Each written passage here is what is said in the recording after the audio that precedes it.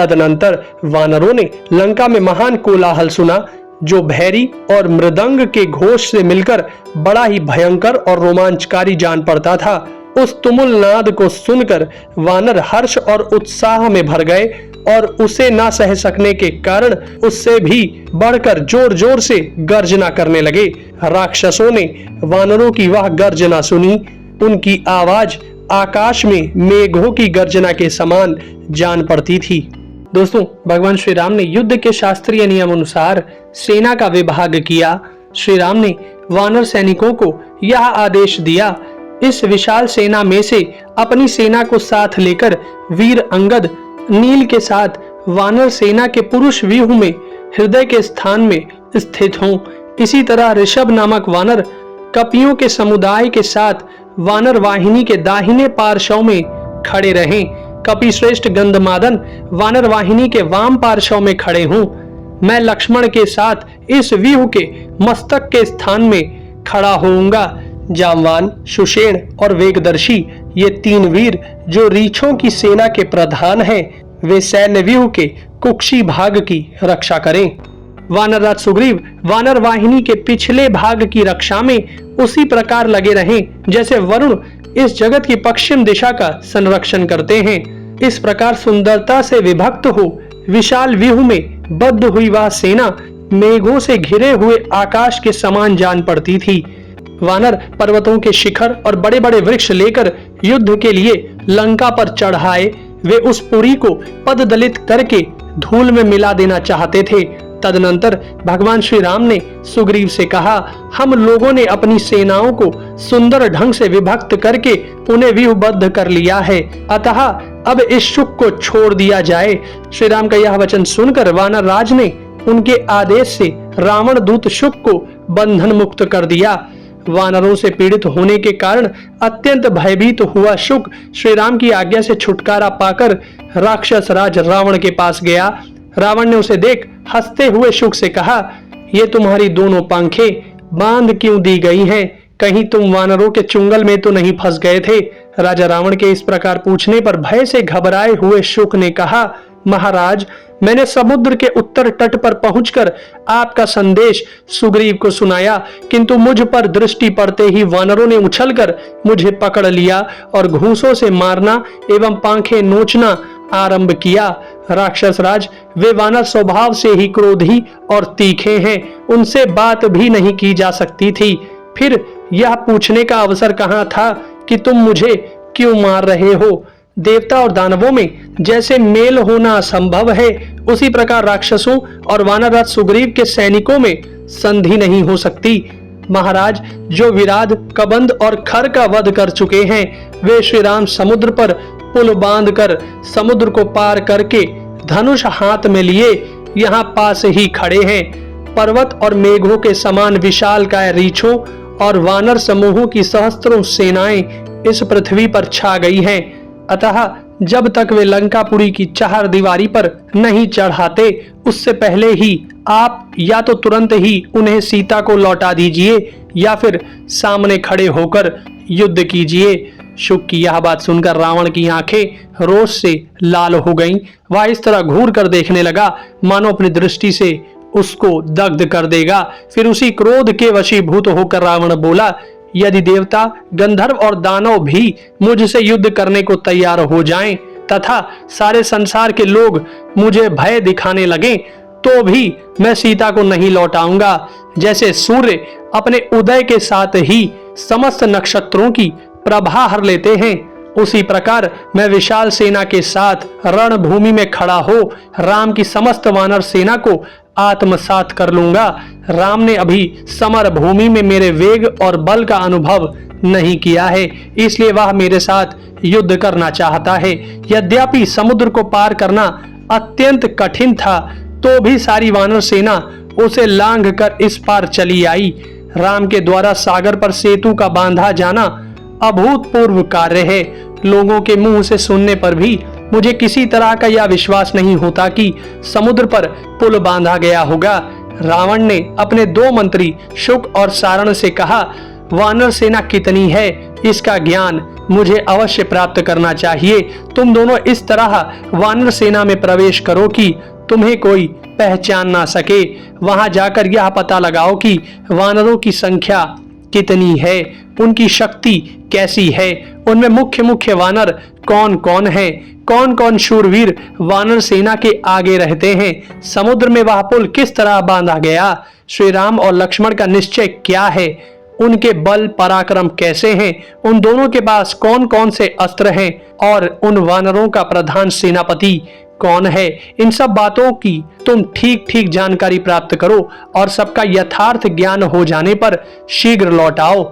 ऐसा आदेश पाकर दोनों वीर राक्षस सुक और सारण वानर रूप धारण करके उस वानरी सेना में घुस गए। वानर वेश में छिपकर सेना का निरीक्षण करते हुए दोनों राक्षसों को विभीषण ने देखा। देखते ही पहचान लिया और उन दोनों को पकड़कर भगवान श्री राम से कहा, नरेश्वर, ये दोनों लंका से आए हुए गुप्तचर एवं रावण के मंत्री शुक तथा सारण हैं। वे दोनों राक्षस भगवान श्री राम को देखकर अत्यंत व्यथित हुए और जीवन से निराश हो गए। उन दोनों के मन में भय समा गया। वे हाथ जोड़कर इस प्रकार बोले, रघुनंदन, हम दोनों को रावण ने भेजा है और हम इस सारी सेना के विषय में जानकारी प्राप्त करने आए हैं। उन दोनों की बात सुनकर भगवान श्री राम हंसते हुए बोले, यदि तुमने सारी सेना देख ली हो तथा रावण के कथानुसार सब काम पूरा कर लिया हो तो अब तुम दोनों अपनी इच्छा के अनुसार प्रसन्नता पूर्वक लौट जाओ, अथवा यदि अभी कुछ देखना बाकी रह गया हो तो फिर देख लो। विभीषण तुम्हें सब कुछ पुनः पूर्ण रूप से दिखा देंगे। दोस्तों, भगवान श्री राम सुक और सारण को सांत्वना देते हुए कहते हैं कि इस समय जो तुम दोनों पकड़ लिए गए हो, इससे तुम्हें अपने जीवन के विषय में कोई भय नहीं होना चाहिए, क्योंकि शस्त्रहीन अवस्था में पकड़े गए तुम दोनों दूत वध के योग्य नहीं हो। विभीषण, रावण के इन दोनों दूतों को छोड़ दो। शुक और सारण, जब तुम दोनों लंका में पहुंचो तब रावण को मेरी ओर से यह संदेश सुना देना। रावण, जिस बल के भरोसे तुमने देवी सीता का अपहरण किया है, उस बल को अब सेना और बंधुजनों सहित आकर इच्छानुसार दिखाओ। कल प्रातः काल ही तुम अपनी लंकापुरी सहित राक्षसी सेना का मेरे बाणों से विध्वंस होता देखोगे। भगवान श्री राम का यह संदेश पाकर सुक और सारण, आपकी जय हो, आप चिरंजीवी हो इत्यादि वचनों द्वारा धर्मवत्सल श्री रघुनाथ जी का अभिनंदन करके लंका चले गए। सुक और सारण राक्षस राज रावण के पास आकर बोले, राक्षेश्वर, हमें तो विभीषण ने वध करने के लिए पकड़ लिया था, किंतु जब धर्मात्मा श्री राम ने देखा तब हमें छुड़वा दिया।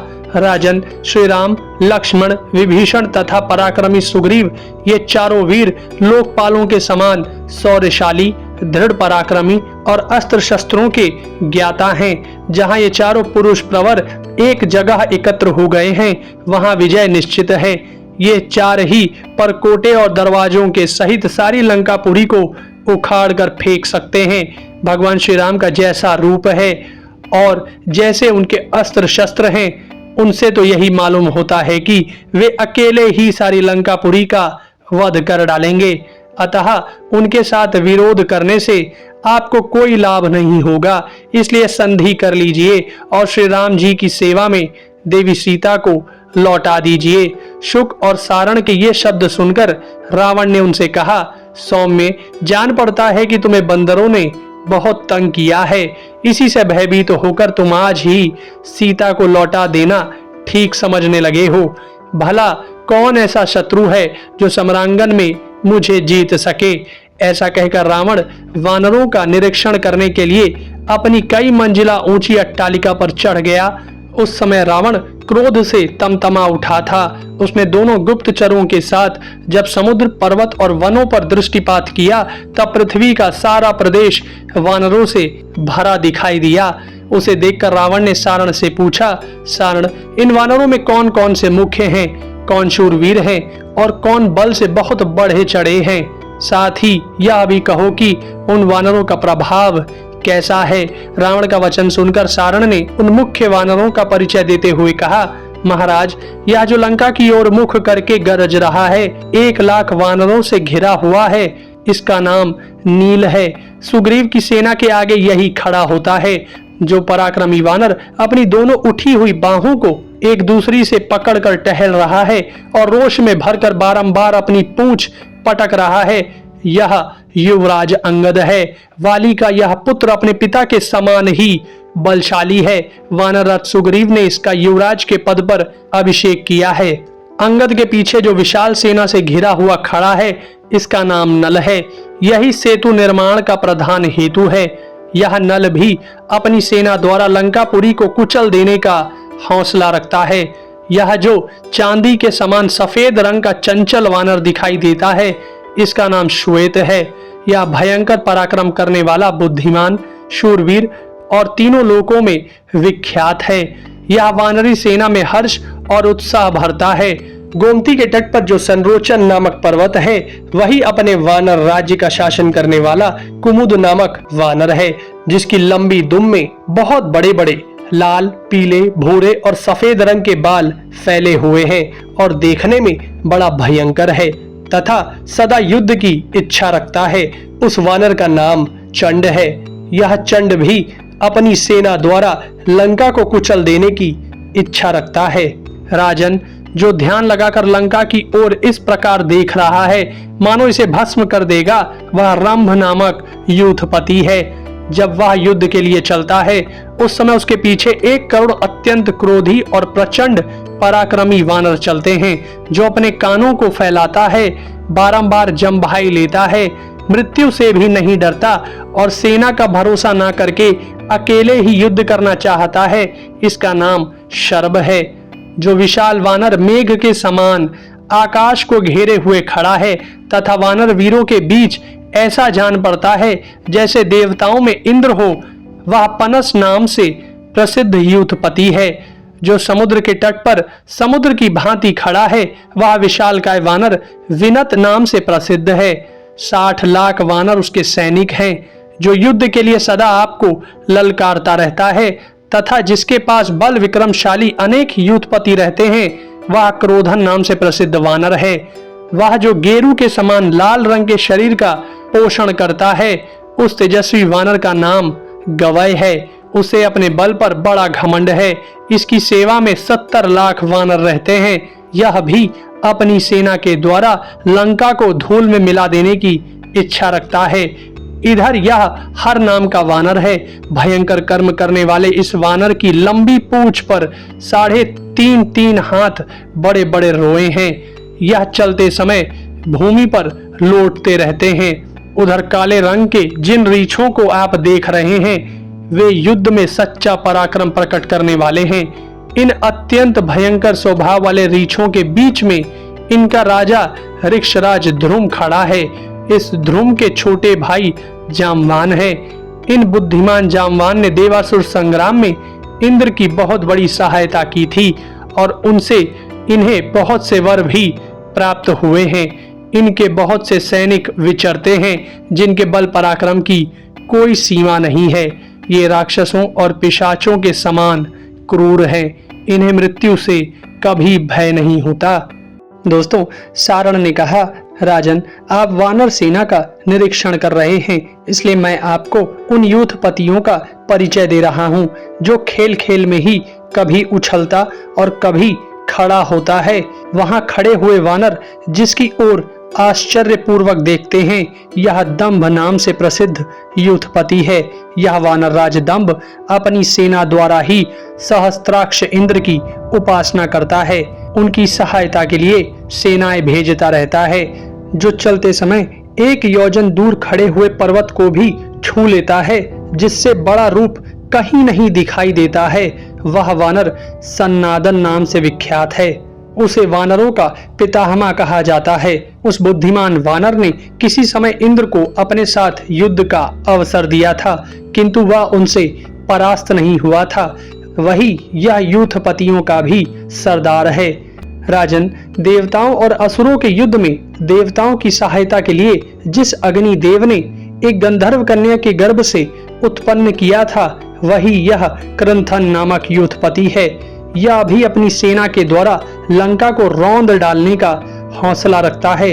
राक्षस राज, हनुमान जी के पिता वानरराज केसरी ने संबसादन नामक राक्षस को, जो हाथी का रूप धारण करके आया था, उसे मार डाला था, जिससे हाथियों से वानरों का वैर बंध गया था।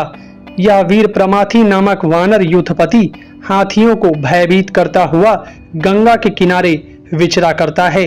इसके साथ बल और पराक्रम पर गर्व करने वाले 10 करोड़ वानर रहते हैं, जो अपने बाहुबल से सुशोभित होते हैं। ये काले मुंह वाले लंगूर जाति के वानर, जो अपने यूथपति को चारों ओर से घेर कर चल रहे हैं, इनमें महान बल है। इन भयंकर वानरों की संख्या 1 करोड़ है। महाराज, जिसने सेतु बांधने की सहायता की है, उस लंगूर जाति का वह यूथपति गवाक्ष नाम से प्रसिद्ध है। जिस पर्वत पर सभी ऋतुओं में फल देने वाले वृक्ष दिखाई देते हैं, सूर्यदेव जिस पर्वत की प्रतिदिन परिक्रमा करते हैं, महात्मा महर्षिगण जिसके शिखर का कभी त्याग नहीं करते हैं, उसी रमणीय पर्वत महामेरु पर ये प्रमुख वानरों में प्रधान यूथपति केसरी रमण करते हैं। वे मतवाले हाथी के समान पराक्रमी, महान पर्वत के समान ऊंचे वानर यहाँ आकर इस तरह खड़े हैं, मानो आपकी लंका को देखते ही मसल डालेंगे। उनके बीच में यह उनका पराक्रमी सेनापति खड़ा है।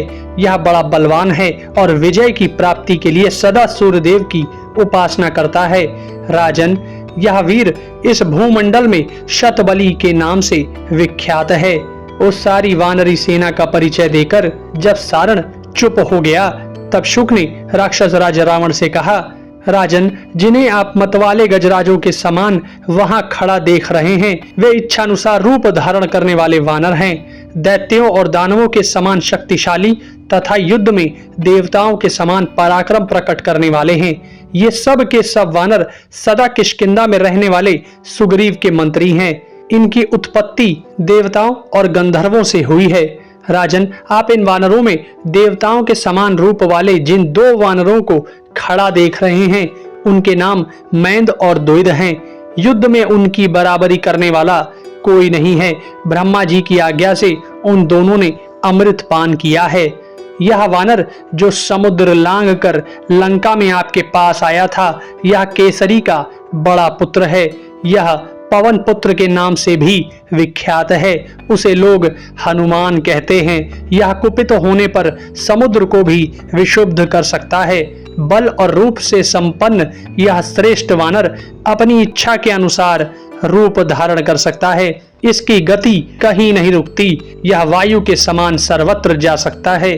जब यह बालक था, उस समय की बात है। एक दिन इसको भूख लगी थी। उस समय उगते हुए सूर्य को देखकर यह 3000 योजन ऊंचा उछल गया था, परंतु सूर्य देव तक ना पहुंचकर यह वानर उदयगिरी पर ही गिर पड़ा। वहां के शिलाखंड पर गिरने के कारण इस वानर की एक हनु कुछ कट गई, इसलिए यह हनुमान नाम से प्रसिद्ध हुआ। इसके बल, रूप और प्रभाव का पूर्ण रूप से वर्णन करना किसी के लिए भी असंभव है। यह अकेला ही सारी लंका को मसल देना चाहता है। हनुमान जी के पास ही जो कमल के समान नेत्र वाले सांवले शूरवीर विराज रहे हैं, वे इक्ष्वाकु वंश के अतिरथी हैं। इनका पौरुष संपूर्ण लोकों में प्रसिद्ध है। धर्म उनसे कभी अलग नहीं होता।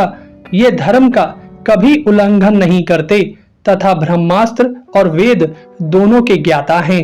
ये अपने बाणों से आकाश का भी भेदन कर सकते हैं, पृथ्वी को भी विदीर्ण करने की क्षमता रखते हैं। राजन, जिनकी भार्या सीता को आप जनस्थान से हर लाए हैं, वे ही ये श्री राम आपसे युद्ध करने के लिए सामने आकर खड़े हैं। उनके दाहिने भाग में जो ये शुद्ध सुवर्ण के समान कांतिमान कुछ कुछ लाल नेत्र वाले हैं, इनका नाम लक्ष्मण है। ये अपने भाई के प्रिय और हित में लगे रहने वाले हैं। राजनीति और युद्ध में कुशल हैं तथा संपूर्ण शस्त्रधारियों में श्रेष्ठ हैं। ये अकेले ही युद्ध में संपूर्ण राक्षसों का संहार कर देने की इच्छा रखते हैं। श्री रामचंद्र जी की बाईं ओर जो राक्षसों से घिरे हुए खड़े हैं, ये राजा विभीषण हैं। श्री राम ने इन्हें लंका के राज्य पर अभिषिक्त कर दिया है। अब ये आपसे युद्ध के लिए सामने आ गए हैं, जिन्हें आप सब वानरों के बीच में अविचल भाव से खड़ा देखते हैं वे समस्त वानरों के स्वामी सुग्रीव हैं। वे तेज, यश, बुद्धि, बल और कुल की दृष्टि से समस्त वानरों में सर्वोपरि हैं। इनके गले में जो 100 कमलों की सुवर्णमयी माला सुशोभित है, उसमें सर्वदा लक्ष्मी देवी का निवास है। भगवान श्री राम ने वाली को मारकर यह माला, तारा और वानरों का राज्य, ये सब वस्तुएं सुग्रीव को समर्पित कर दी थीं। दोस्तों, उस समय रावण ने श्री राम, लक्ष्मण, सुग्रीव और विभीषण सहित समस्त वानर यूथपतियों को देखा। उन सब को देखकर रावण का हृदय कुछ उद्विग्न हो उठा। उसे क्रोध आ गया और उसने शुक और सारण को फटकारा और उनसे कहा, राजा निग्रह और अनुग्रह करने में भी समर्थ होता है। उसके सहारे जीविका चलाने वाले मंत्रियों को ऐसी बात नहीं करनी चाहिए जो उसे अप्रिय लगे। जो शत्रु अपने विरोधी हैं और युद्ध के लिए सामने आए हैं, उनकी बिना किसी प्रसंग के ही स्तुति करना क्या तुम दोनों के लिए उचित था? ऐसे मूर्ख मंत्रियों के संपर्क में रहते हुए भी जो मैं अपने राज्य को सुरक्षित रख सका हूँ, यह सौभाग्य की ही बात है। मैं इस राज्य का शासक हूँ, फिर भी तुम दोनों ने मेरे सामने कठोर बात कहने का साहस किया। क्या तुम्हें मृत्यु का भय नहीं है? यदि इनके पहले के उपकारों को याद करके मेरा क्रोध नरम ना पड़ जाता, तो शत्रु पक्ष की प्रशंसा करने वाले इन दोनों पापियों को मैं अभी मार डालता।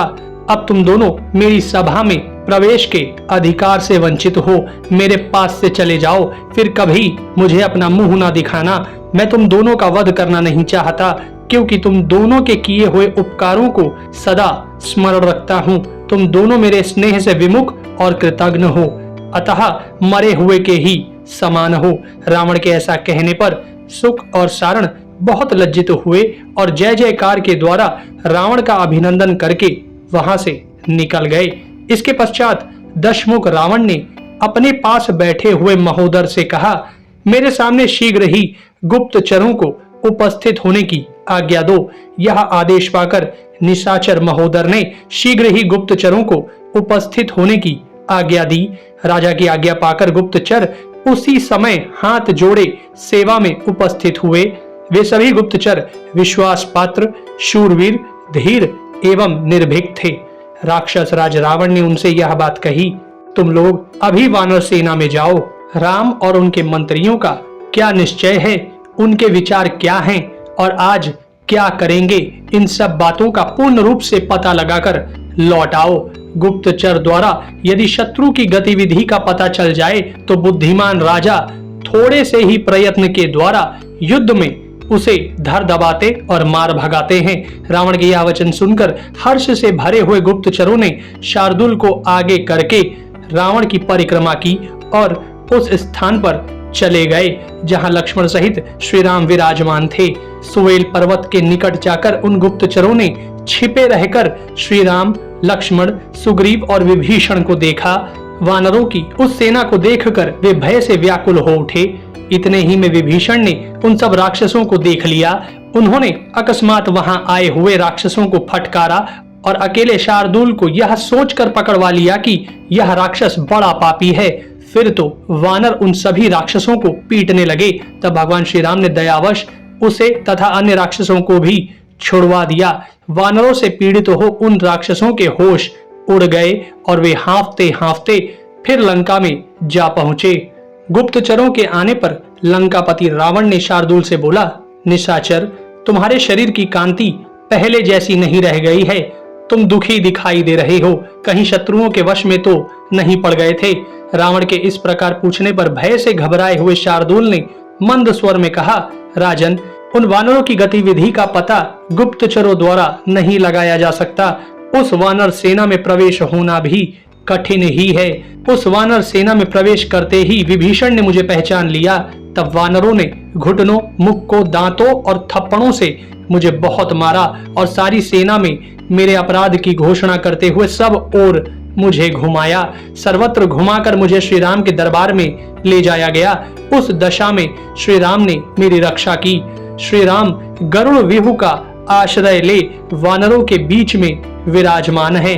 जब तक वे लंका के परकोटे तक पहुंचे, उससे पहले ही आप युद्ध स्थल में खड़े होकर उनका सामना कीजिए। शार्दुल की बात सुनकर रावण बोला, तुम तो वानरों की सेना में विचरण कर चुके हो, उसमें कौन कौन से वानर अधिक शूरवीर हैं? सौम्य जो दुर्जय वानर हैं वे कैसे हैं, उनका प्रभाव कैसा है तथा वे किसके पुत्र और पौत्र हैं? राक्षस, ये सब बातें ठीक ठीक बताओ। रावण के पूछने पर गुप्तचर शार्दुल ने कहा, राजन, उस वानर सेना में जामवान नाम से प्रसिद्ध एक वीर हैं जिसको युद्ध में परास्त करना बहुत ही कठिन है। वह ऋक्ष राजा तथा गदगद का पुत्र है। गदगद का दूसरा पुत्र भी है जिसका नाम ध्रुम है। इंद्र के गुरु बृहस्पति का पुत्र केसरी है जिसके पुत्र हनुमान है। पराक्रमी सुषेण धर्म का पुत्र है। दधिमुख नाम का वानर चंद्रमा का बेटा है। सुमुख, दुर्मुख और वेगदर्शी ये तीनों मृत्यु के पुत्र हैं। निश्चय ही स्वयंभू ब्रह्मा जी ने मृत्यु की ही इन वानरों के रूप में सृष्टि की है। सेनापति नील अग्नि का पुत्र है। वीरंगद इंद्र का नाती है। वानर मैंद और द्विद ये दोनों अश्विन कुमारों के पुत्र हैं। गज, गवाक्ष, गवय, शरभ और गंधमादन ये 5 यमराज के पुत्र हैं। इनके सिवा श्वेत और ज्योतिर्मुख ये 2 वानर भगवान सूर्य के औरस पुत्र हैं। हेमकूट नाम का वानर वरुण का पुत्र बताया जाता है। वीरवर नल विश्वकर्मा के पुत्र हैं। पराक्रमी दुर्धर वसु देवता का पुत्र है। इस प्रकार देवताओं से उत्पन्न हुए वानरों की संख्या 10 करोड़ है। आपके भाई विभीषण भी श्री रघुनाथ जी के ही हित साधन में तत्पात रहते हैं। इस प्रकार मैंने सुवेल पर्वत पर ठहरी हुई वानर सेना का पूरा पूरा वर्णन कर दिया। अब जो शेष कार्य है वह आपके ही हाथ है। दोस्तों, अगर हमारे वीडियोस आपको पसंद आते हैं तो कृपया कर उन्हें शेयर जरूर करें।